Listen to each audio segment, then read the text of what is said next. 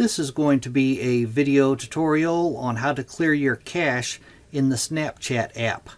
I'll be using an iPhone for this, but the steps should be very similar on other devices. Let me jump over to my phone here. Okay, I've got my phone opened up now and I am on the Spapchat app.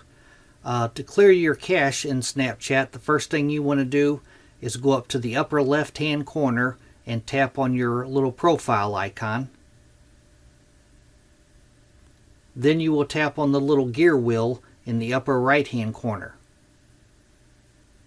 And from here you will scroll all the way down toward the bottom to where you see the Account Actions section, and right there, Clear Cache. You could see that I have 48.05 megabytes in my cache.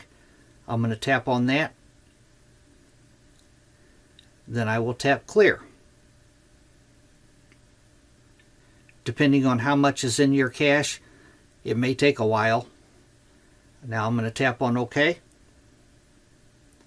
And that is it.